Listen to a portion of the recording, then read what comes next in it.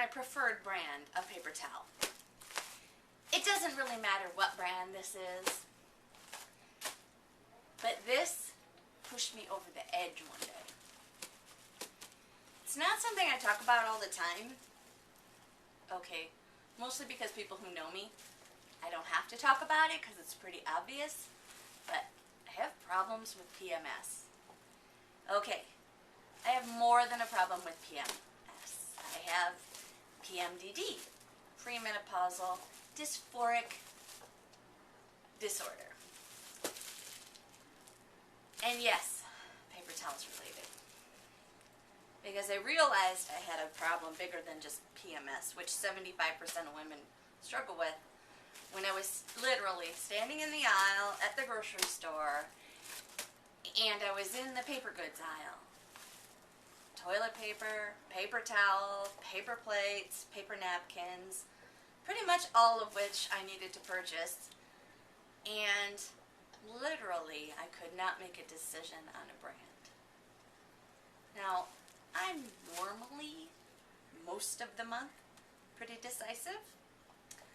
Normally, most of the month, pretty in control of myself, and I don't cry over paper towel.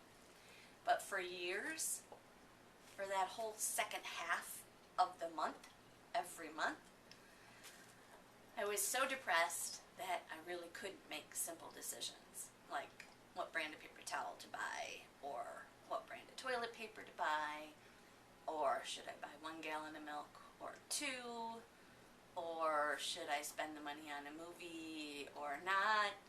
Lots of simple decisions made me feel totally overwhelmed.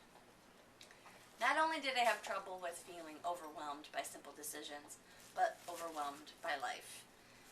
For that last 2 weeks of the month, I would totally cry over laundry, totally be angry over the dishwasher, totally be upset if there were dishes in the sink, totally be convinced that everyone hates me, also be pretty sure that I hated everyone else, and basically I was pretty convinced that life stunk. Here's the thing. While I was going through this time of really bad PMDD, I was also a pastoral counselor, which means I recognized my behavior as not normal, and I thought it was a counseling issue. So I talked about my feelings. I talked about feeling overwhelmed. I had plans for how to have help. I did all the things that a counselor would tell you to do to make things improve. And they didn't. Then I started exercising and trying to do all of the things that would help PMDD get better, or PMS get better. I got rid of refined sugars, I got rid of simple carbs, I started exercising. Between that and talking about my feelings all the time, I started feeling like there was more wrong than what I could handle. Every month I'd make a new change to try to improve the situation, and every month that second half of the month would go exactly the same. I'd end up standing in the grocery aisle or putting in a load of laundry and ready to either break down and cry or kill someone. Maybe not kill someone, but it was pretty bad. So finally, I decided to go to the doctor, my primary care physician, and talk to her about it. I was pretty convinced that she was going to say, yep, you're nuts. It's not PMS related. You're just crazy. And maybe we should just lock you up someplace. Everything in my brain as a counselor said that's not what was going to happen.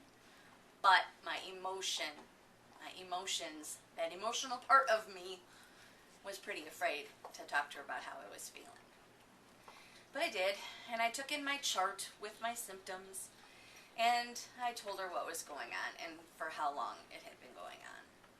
And she made some suggestions, and I followed them.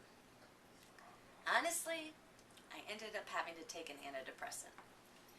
And for a counselor to go on antidepressants, that was pretty hard. It was uncomfortable. I felt like kind of a failure. I felt like if I did all the right things, then I should feel better.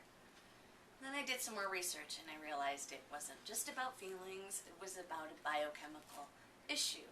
My hormones were making me feel crazy. It's been years now, and I've been on a low dose of an antidepressant all month long, and I can tell you this. This is a day where I normally, or in the past, would have not wanted to be on video or talk to anybody. But you know what? With the treatment that I'm getting now for PMDD, I can function at this time of the month. To me, that is worth going to the doctor, hi Bella, getting the meds, taking the meds, following up with the other things, sugar and all that stuff. I guess my point is, as a mom, sometimes we have to do things that don't necessarily feel comfortable, but we have to in order to function. And if you're struggling with PMS that you just have this gut feeling is more than normal, I hope you'll go see your doctor too, even if you're afraid they're going to say you're nuts. Because I'll tell you, the difference for me now is instead of 2 weeks of crazy, it might be a day or two of crazy. Pretty much everybody will forgive me for a day or two of crazy. Well, okay, so the truth is I have my own special brand of crazy most of the time. But I hope that if you have your own special brand of crazy, and it's not the funny kind, it's the scary kind, it's the tears and overwhelmed and irritable and you want to kill people or they want to kill you kind, that you'll go to your doctor and talk to them and get help. Some of these things, it's not just about talking to your girlfriends and feeling better. Sometimes you gotta get some help from the doctor. I hope you'll go and get some, like I did, and I feel better. Even if I have a puppy jumping on the chair while I'm trying to tape a video.